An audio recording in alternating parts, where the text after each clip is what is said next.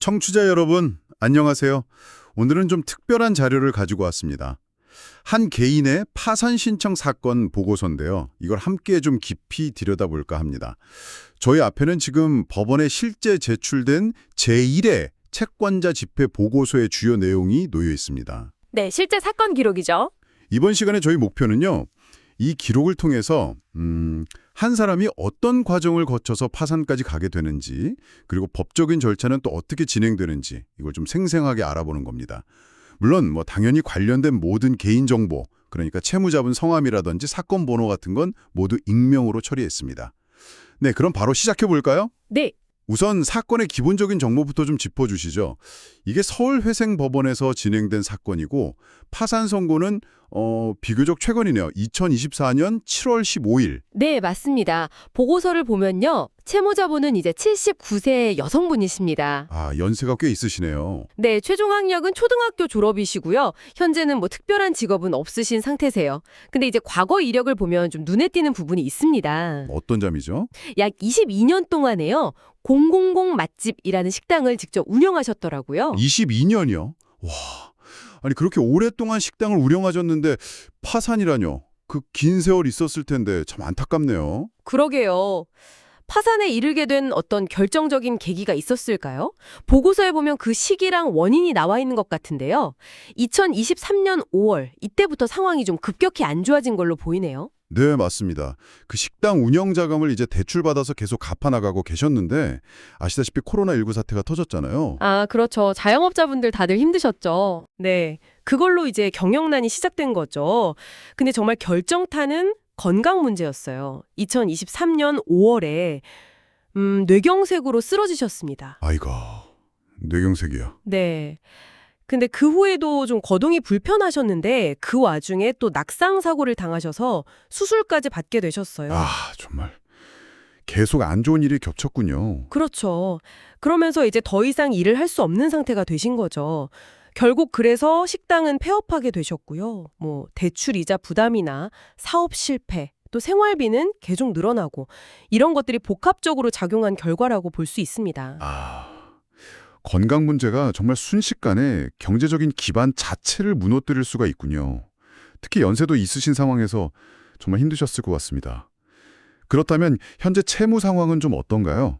총 얼마 정도의 빚이 있고 또 갚을 수 있는 재산은 어느 정도나 남아 있는지. 현재까지 파악된 총 채무액은요. 약 2,160만 원 정도입니다. 아니, 1,160만 원이요? 네. 주로 2020년 5월쯤에 사업 자금 명목으로 그 주 하나은행 같은 곳에서 빌리신 돈이고요. 반면에 이제 변제에 쓸 수 있는 재산은 사실상 거의 없다고 보시면 됩니다. 재산이 거의 없다. 네. 보고서상에 유일하게 기재된 게 하나 있긴 한데요. 그게 DB손해보험의 보험 해약 환급금이거든요. 근데 그 금액이 25만 원 정도예요. 25만 원이요? 네, 그게 전부인가요? 네. 근데 이것마저도 사실 법적으로 압류가 금지되는 소액 재산에 해당합니다. 적은 금액이라서요. 아니, 빚은 2,160만 원인데 재산은 압류도 안 되는 25만 원뿐이라 정말 막막한 상황이네요. 혹시 그동안 다른 재산을 처분하셨다거나 아니면 상속받은 재산 같은 건 없었나요? 자녀분들 상황은 좀 어떻고요? 보고서에 따르면요. 지난 5년간 처분한 다른 재산은 없으셨고요. 또 배우자분은 2000년에, 부모님은 1970년대에 이미 돌아가셔서 그분들로부터 상속받은 재산도 없는 것으로 확인됐습니다. 아, 그렇군요. 네. 그리고 성인 자녀가 3분 계시긴 한데 모두 이제 따로 살고 계시고 경제적으로 부양 관계에 있지도 않아서요. 그래서 자녀분들 재산은 이번 파산 절차하고는 직접적인 관련은 없는 것으로 보고 있습니다. 네. 재산이 정말 거의 없다는 말씀이신데 그러면 현재 주거는 어떻게 해결하고 계신지 그것도 좀 궁금한데요. 보고서에 나와 있겠죠? 이것도 중요한 정보일 것 같아요. 네, 나와 있습니다. 그 주거 이력을 보면 그간의 어려움이 좀 엿보이는데요. 2011년부터 한 10년 정도는 임차주택에 사셨어요. 그러다가 2021년부터 한 2년간은 지인분 집에서 무상으로 거주하셨고요. 아, 지인분 도움을 받으셨군요. 네. 그리고 2023년부터는 LH주택공사에서 임시 거처로 마련해준 임대주택에서 지내고 계십니다. 다행히 보증금이나 월세 부담은 없이요. 아, LH에서 지원을 받고 계시군요. 다행입니다. 자, 그러면 이 모든 상황을 종합해서 법원이 선임한 전문가, 그러니까 파산 관제인은 어떤 판단을 내리고 있나요? 여기서 파산 관제인이라고 하면 이 사건의 재산 조사나 관리 같은 걸 중립적으로 맡은 전문가를 말하는 거죠? 네, 정확합니다. 법원에서 선임하는 변호사 등이 주로 맡게 되죠. 그 파산 관제인은요, 채무자분의 월소득, 이게 이제 기초연금 등으로 약 71만 원 정도로 추정이 되는데요. 네, 월 71만 원 정도. 네, 그 소득이랑 채무액, 아까 말씀드린 2,160만 원을 비교해 볼 때 이건 명백히 지급 불능 상태다. 이렇게 판단했습니다. 지급 불능 상태, 그러니까 도저히 빚을 갚을 능력이 안 된다 이런 의미군요. 채권자들에게 나눠줄 만한 재산, 이걸 이제 파산재단이라고 하는데요. 이 파산재단이 전혀 없다는 겁니다.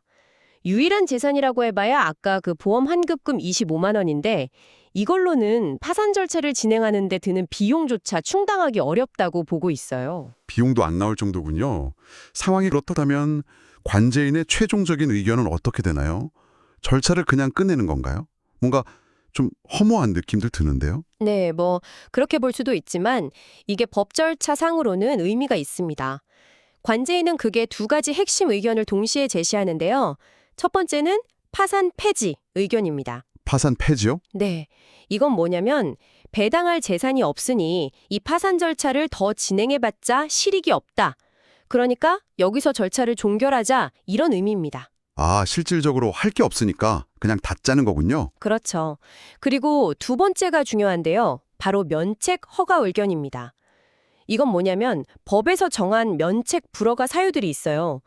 예를 들면 재산을 일부러 숨겼다거나 뭐 서류에 거짓말을 했다거나 하는 그런 사유가 이번 사건에서는 발견되지 않았다는 겁니다. 네네. 그러니까 채무자분에게 남은 빚 2,160만 원에 대한 책임을 면제해 주어서 경제적으로 다시 일어설 기회를 주는 것이 타당하다 이런 의견이죠. 아, 파산 절차는 끝내고 빚은 탕감해주자. 이 두 가지가 같이 가는 거군요. 네, 사실상 뭐 자산이 거의 없는 이런 개인 파산 사건에서는 이 두 가지 의견, 즉 파산 폐지와 면책 허가가 거의 세트로 같이 가는 경우가 많습니다. 어차피 더 절차를 끌어봤자 채권자에게 돌아갈 돈도 없으니 빨리 절차를 마무리하고 채무자가 새 출발을 할 수 있도록 돕는다는 그런 실용적인 관점이 반영된 거죠. 그리고 보고서에 따르면 현재까지 채권자들의 이의 제기도 없다고 하고요. 네. 오늘 저희는 한 79세 여성분의 개인 파산 보고서를 통해서 정말 20년 넘게 식당을 운영하시면서 성실하게 살아오셨음에도 불구하고 예기치 못한 건강 문제 그리고 또 코로나19 같은 어떤 사회적인 변수가 겹치면서 파산에 이르게 된 그런 안타까운 과정을 좀 자세히 들여다봤습니다. 네, 정리를 해보면 핵심은 이렇습니다. 현재 빚을 갚을 능력이 전혀 없고 지급 불능, 또 실제로 가진 재산도 거의 없는 상태이며 실질적 재산 부재, 더군다나 빚을 탕감해주지 않을 만한 어떤 특별한 잘못, 즉 면책 불허가 사유도 없기 때문에 법원이 파산 절차는 여기서 종결하고 파산 폐지, 남은 빚 부담에서는 벗어나서 다시 살아갈 기회를 주는 것, 면책 허가, 이 방향으로 검토하고 있다는 점이죠. 이 사례를 보니까요. 질병이라는 개인적인 위기가 정말 한순간에 경제적인 파탄으로 이어질 수 있구나 하는 걸 새삼 느끼게 되고요. 그리고 또 이 파산 빚 면책 제도라는 것이 그런 극한 상황에 부닥친 개인에게 어떻게 보면 마지막 안전판 같은 역할을 수행하는구나 하는 생각도 듭니다. 네, 맞습니다. 어쩌면 청취자 여러분께서도 한 번쯤 생각해 보시면 좋을 것 같습니다. 이런 갑작스러운 위기에 처한 개인을 위해서 우리 사회의 안전망은 과연 충분한가? 혹은 이 채권자의 권리와 채무자의 재기 기회라는 두 가치 사이에서 법 제도는 어떻게 좀 더 나은 균형점을 찾아갈 수 있을까 하는 점들이요. 네. 정덕이 딱 있는 문제는 아니겠지만 계속 고민해봐야 할 중요한 문제인 것 같습니다. 그렇죠. 사회 전체가 함께 고민해야 할 부분이 아닌가 싶습니다.